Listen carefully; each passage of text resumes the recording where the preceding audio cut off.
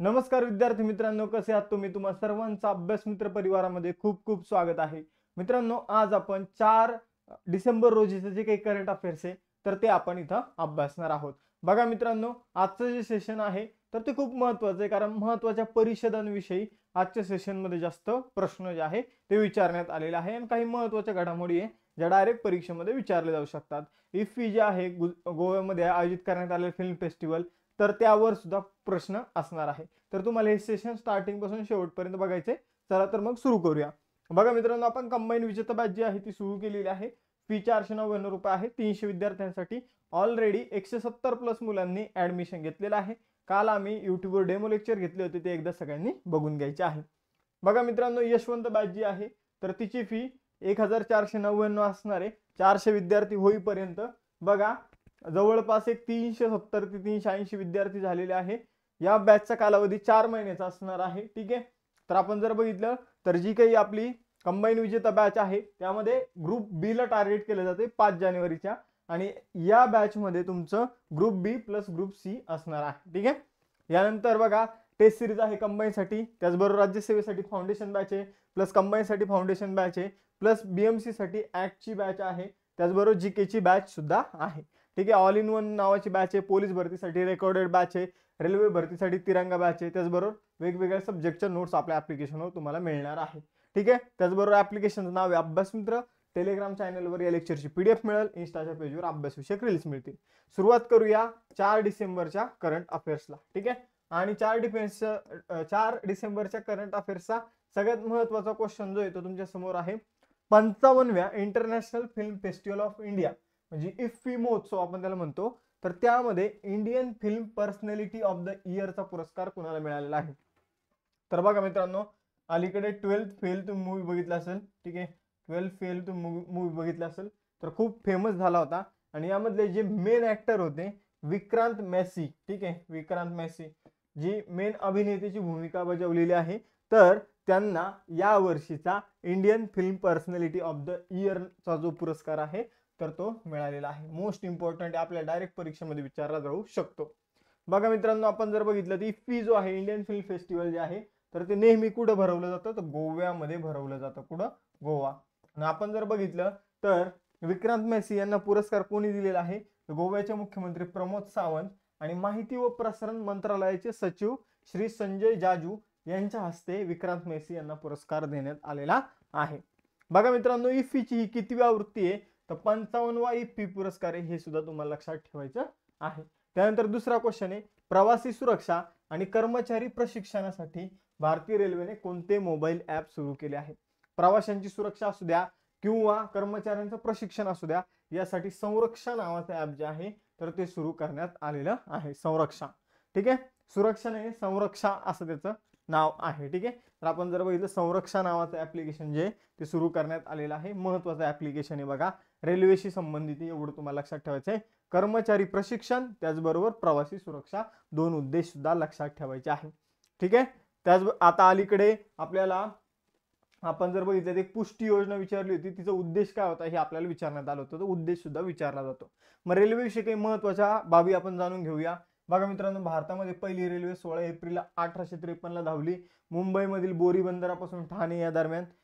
Railway भारतामध्ये कोणी आणली होती, कोणी सुरू केली होती? लॉर्ड डलहौसीच्या काळामध्ये रेल्वे मार्गाची भारतामध्ये स्थापना करण्यात आली होती.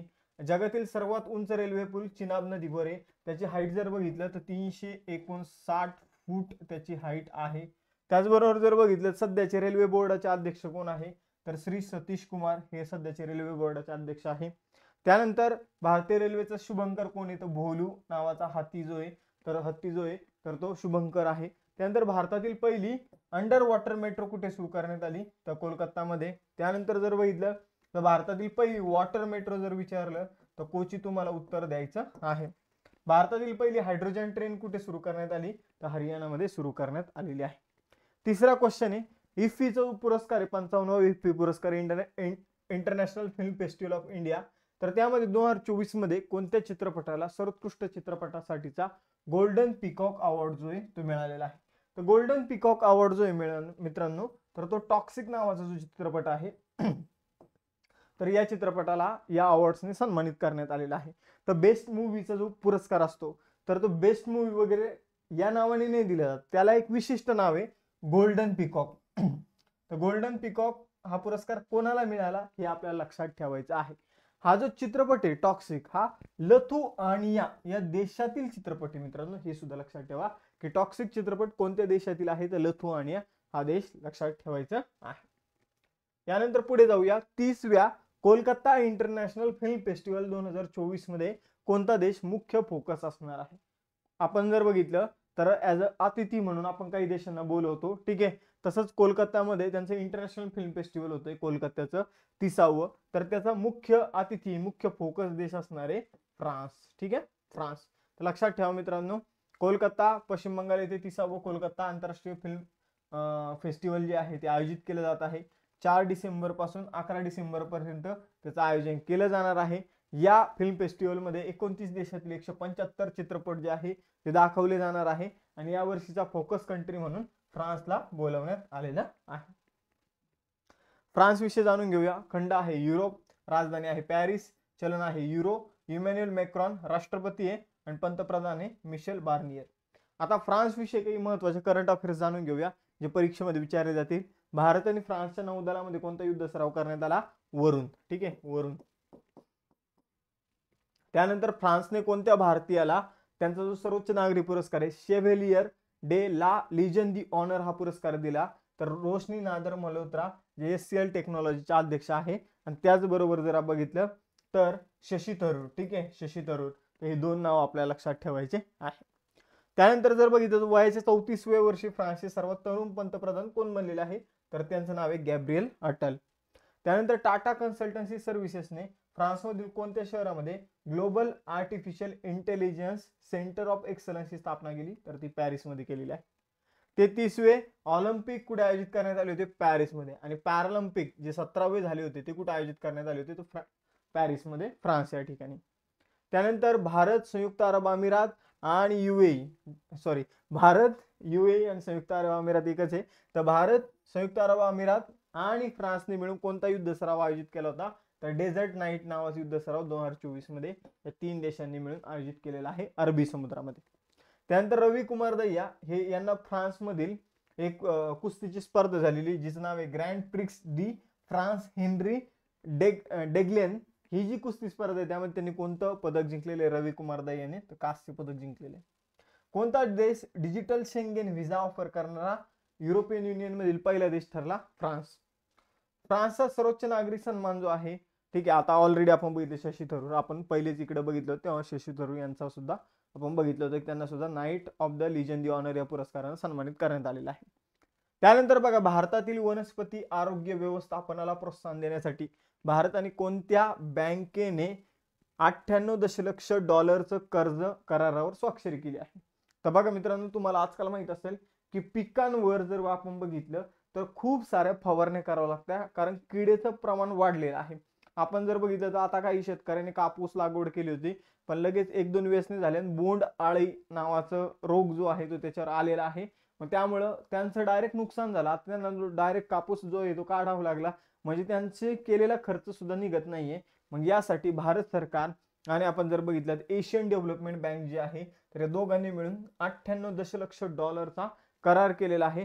एशियन डेव्हलपमेंट बँक आपल्या सरकारला कर्ज देणार आहे आणि सरकार तो जो खर्च आहे तर तो वनस्पतीचं आरोग्य सुधारण्यासाठी करणार आहे की कशा त्यांना किडेपासून अजून स्ट्रॉंग बनवता येईल यासाठी त्याचा वापर त्या पैशाचा केला जाणार आहे, ठीक आहे. तर पर्यावरण जसं बदलतंय, हवामान जसं बदलतंय तसं पिकांना अनुकूल बनवण्यासाठी तो खर्च केला जाणार आहे. एशियन डेव्हलपमेंट बँकची स्थापना 1966 मध्ये करण्यात आली. मनिला फिलिपिन्स येथे त्याचं मुख्यालय आहे. त्यानंतर 11वे तिथले अध्यक्ष आहे ठीक आहे, मासातो कांडा, ठीक आहे. त्यानंतर सदस्य देश आहे 69 आणि लेटेस्ट जो सदस्य देश बनलेला आहे तर तो इस्रायली, हे तुम्हाला सांगायचं होतं. तर 69 सदस्य देश, लेटेस्ट इस्रायल. जागतिक एड्स दिन कधी असतो, 1 डिसेंबर. थीम लक्षात ठेवायची मित्रांनो आपल्याला. थीम आहे take the right path, my health and my right. Take the right path, my health and my right ही थीम होती. त्यानंतर एड्स जो आहे तर तो एका व्हायरसमुळे होतो, तो आहे HIV virus, human immuno deficiency virus, तर असा त्याचा फुल फॉर्म आहे. ठीक आहे. आपण जर बघितलं प्रॉपर क्युअर नाही, प्रॉपर ट्रीटमेंट नाही आहे, पण आपण जर बघितलं पहिले ज्या व्यक्तीला एड्स झालेला असायचा तर तो व्यक्ती कमी जगायचा, कारण जी काही आपली इम्युनिटी सिस्टम आहे तर त्यावरच तो व्हायरस अटॅक करतो आणि त्यामुळे इम्युनिटी सिस्टम वीक झाल्यामुळे एड्सच्या व्हायरसमुळे लोक कसे मरतात हे एकदा समजून घ्या. की आपली इम्युनिटी सिस्टम जी आहे, ठीक आहे, आपल्या ज्या काही पांढऱ्या पेशी आहे ज्या आपल्याला प्रत्येक रोगापासून वाचवण्याचं काम करत असतात, त्या पेशींना मारण्याचं काम जो आहे तो HIV चा व्हायरस करतो. आणि मग त्यामुळे होतं काय की त्या पेशी मेल्यानंतर आपल्या शरीराचं संरक्षण करण्यासाठी कोणत्याही पेशी उरत नाही. त्यामुळे जर आपण बघितलं तर आपल्याला कोणताही आजार, अगदी सर्दी वगैरे हे आजार सुद्धा खूप भीषण रूप घेतात आणि त्यामध्ये बऱ्यापैकी आजार जे आहे ते माणसांना होतात आणि त्यामुळं माणूस जे आहे अनेक आजारांनी त्रस्त होऊन मरून जातो. ठीक आहे. तर आपण जर बघितलं पहिला जागतिक एड्स दिन जो आहे तो 1988 मध्ये सेलिब्रेट करण्यात आला होता की एड्स का होतो का नाही याची जागृती करण्यासाठी. केंद्र सरकारने कोणत्या राज्यातील पारंपरिक साडी घरचोळा, ठीक आहे, घरचोला, तर या घरचोलाला GI टॅग दिलेला आहे. ती घरचोला गुजरात मधील पारंपरिक साडी आहे जी लग्नामध्ये घातली जाते. यानंतर जागतिक संगणक साक्षरता दिवस जो आहे तर तो कधी सेलिब्रेट केला जातो, तर 2 डिसेंबरला जागतिक संगणक साक्षरता दिवस जो आहे तर तो सेलिब्रेट केला जातो मित्रांनो. त्यानंतर मित्रांनो मिशन अरुण हिमवीर जे आहे ते कोणत्या राज्य सरकारने कृषी उत्पादकांना मदत करण्यासाठी सुरू केलं आहे. तर बघा मित्रांनो, जे शेतकरी आहे तर ते शेतकऱ्यांना मदत करण्यासाठी, शेतकरी जे आहे त्या शेतकऱ्यांना मदत करण्यासाठी Indo Tibetan border police force जो आहे तर त्यांनी शेतकऱ्यांसोबत एक करार केलेला आहे का आम्हाला जे काही फळं वगैरे लागतात, आम्हाला जे काही भाजी लागतात तर ते आम्ही शेतकऱ्यांकडून डायरेक्ट विकत घेऊ. ठीक आहे. शेतकऱ्यांचे जर पिकं विकत नसेल, त्यांना भाव मिळत नसेल तर आमच्या सैन्याला लागतातच त्या गोष्टी, मग आम्ही डायरेक्ट शेतकऱ्याकडून त्या विकत घेऊ, ज्यानं शेतकऱ्यांचं सुद्धा नुकसान होणार नाही आणि आम्हाला सुद्धा त्या गोष्टी मिळेल. आम्ही नाहीतर दुसरीकडूनच विकत घेणार व्यापाऱ्यांकडून, तर त्यापेक्षा शेतकऱ्यांचा फायदा होईल. यासाठी मिशन अरुण हिमवीर जे आहे ते अरुणाचल प्रदेश सरकारने सुरू केलेलं आहे, हे आपल्याला लक्षात ठेवायचं आहे. मग काय आहे ते ऑलरेडी मी तुम्हाला एक्सप्लेन केलेलं आहे. ठीक आहे. तर या उपक्रमांतर्गत 72 लाख रुपये किमतीचे 400 टन फळं जे आहे आणि भाजीपाला जे आहे तर ते भारतीय लष्कराला दिलं जाणार आहे. यानंतर अरुणाचल प्रदेश विषयी जाणून घेऊया. राजधानी इटानगर, मुख्यमंत्री पेमा खांडू. आपण जर बघितलं तर राज्यपाल कैवल्य त्रिविक्रम पारनायक. आपण जर बघितलं नाव एकदमच मोठं दिसतंय, लक्षात राहील. याच्यानंतर अरुणाचल प्रदेश सारखंच नाव आहे बघा. त्यानंतर तिथं राष्ट्रीय उद्यान आहे नामदाफा राष्ट्रीय उद्यान आणि मौलिंग राष्ट्रीय उद्यान. व्याघ्र प्रकल्प आहे नामदाफा, पक्के आणि कमलांगना व्याघ्र प्रकल्प. त्यानंतर लोकसभेची जागा 2 आहे, राज्यसभेची जागा 1 आहे अरुणाचल प्रदेशमधून. 10वा क्वेश्चन आहे, केंद्र सरकारने विमा क्षेत्रातील FDI फॉरेन डायरेक्ट इन्व्हेस्टमेंट मर्यादा किती टक्क्यापर्यंत वाढवण्याचा प्रस्ताव दिला आहे. तर बघा मित्रांनो, केंद्र सरकारने FDI जी आहे ती सध्या 74% आहे, तर या 74%वरून तिला डायरेक्ट 100% करण्याचा प्रस्ताव जो आहे तो दिलेला आहे. पण FDI कोणत्या क्षेत्रामध्ये, तर विमा क्षेत्रामध्ये. आता जे आपल्याला विमा वगैरे असतात, ठीक आहे, जे काही इन्शुरन्स वगैरे असतात, तर त्यामध्ये आपण विदेशी कंपन्याला डायरेक्ट इन्व्हाइट केलेले की तुम्ही 100% गुंतवणूक करू शकता, भारतामध्ये येऊन तुमची विमा सर्व्हिस सुरू करू शकता. यापूर्वी ते गुंतवणूक करू शकत होते. समजून घ्या, एखादी भारतीय कंपनी आहे तर भारतीय मालकाची 26% आणि त्यांची 74% एवढी ते गुंतवणूक करू शकत होते. पण आता ते 100% गुंतवणुकीला आपण त्यांना काय केलेलं आहे, तर आपल्या देशातील विमा क्षेत्राची दारं ओपन केलेली आहे. यापूर्वी आपण तसंच जे 100% गुंतवणूक जी आहे ती स्पेस सेक्टरसाठी सुद्धा ओपन केली होती किंवा अलाव केलं होतं दुसऱ्या देशांना 100% FDI साठी. ठीक आहे. आता बघा, अलीकडेच आपण 2021 मध्ये काय केलं होतं, तर FDI जी आहे ती 49% वरून 74 केली होती ना, आता आपण 74 वरून तिला 100 केलेलं आहे. ठीक आहे. तर 2047 पर्यंत सर्वांसाठी विमा आपल्याला साध्य करायचे, सर्वांसाठी विमा असणं हे जे लक्ष्य आहे ते आपल्याला साध्य करायचंय, त्यासाठी आपण हे पाऊल उचललेलं आहे असं सरकारचं म्हणणं आहे. ठीक आहे. 11वा क्वेश्चन आहे, कोणत्या राज्यात 2 दिवसीय मेगॉंग फेस्टिवल 2024 चं आयोजन करण्यात आले आहे. तर बघा मित्रांनो, 2 दिवसीय मेगॉंग फेस्टिवलचं आयोजन जे आहे 2024 मध्ये तर ते करण्यात आलेले आहे मेघालयमध्ये. तर मेघालयमध्ये एक आदिवासी आपण म्हणूया की तिथं लोक राहतात गारो टेकड्यामध्ये. तर या गारो टेकड्यामध्ये जे लोक आहे तर त्यांची जी काही गारो संस्कृती आहे, ठीक आहे, तिथं मेगॉंग नावाचं एक फूल मोठ्या प्रमाणात येतं. तर या उत्सवादरम्यान जर आपण बघितलं तर ते गारो लोक त्यांची संस्कृती, त्याचबरोबर त्यांचे जे काही खेळ आहे, त्यांचं संगीत आहे, या सगळ्यांचं प्रदर्शन जे आहे तर ते मेगॉंग फेस्टिवल दरम्यान केलं जातं आणि हे मेघालयमध्ये सेलिब्रेट केलं जातं बघा. यानंतर पुढे जाऊया. मेघालयची स्थापना जी आहे ती कधी करण्यात आलेली आहे तर 21 जानेवारी 1972. शिलाँग राजधानी आहे. कॉनरॉड संगमा मुख्यमंत्री आहे. राज्यपाल आहे CH विजयशंकरन. त्यानंतर राष्ट्रीय उद्यान आहे नोकरेक आणि बालपक्रम. त्यानंतर लोकसभेची जागा 2, राज्यसभेची जागा 1. त्यानंतर 12वा क्वेश्चन आहे 13वी राष्ट्रीय बीज परिषद कुठे आयोजित करण्यात आली. तर बियांशी संबंधित जे आपले धान्य वगैरे बिया आहे तर त्यांशी संबंधित 13वी राष्ट्रीय बीज परिषद जी आहे मित्रांनो ती वाराणसी या ठिकाणी आयोजित करण्यात आली. हा अगेन एक मोस्ट इम्पॉर्टंट क्वेश्चन आहे. असे क्वेश्चन आजकाल जास्त परीक्षेमध्ये विचारले जात आहे. या परिषदेचे उद्घाटन केंद्रीय कृषी आणि शेतकरी मंत्री आहे, शेतकरी कल्याण मंत्री शिवराज सिंग चौहान यांनी केलं आहे. ठीक आहे. तर वाराणसीमध्ये ही 3 दिवसीय परिषद आयोजित करण्यात आली. यानंतर टेस्ट क्वेश्चन बघा तुमच्यासाठी. आज एकच टेस्ट क्वेश्चन आहे की 55व्या इंटरनॅशनल फिल्म फेस्टिवलमध्ये जो काही Indian film personality of the इयरचा पुरस्कार कोणाला मिळालेला आहे हे तुम्हाला सांगायचं आहे. त्याचबरोबर कंबाईन विजेता बॅचचे लेक्चर सुरू झालेले आहे. आपण 35 दिवसांमध्ये, आता 35 नाही म्हणता येणार, 30 दिवसांमध्ये एकदम फर्स्ट क्लास रिव्हिजन जे आहे तुमचं ते करून घेत आहोत. तुम्ही युट्यूबवर आपले पहिले प्रत्येक विषयाचे लेक्चर बघू शकता.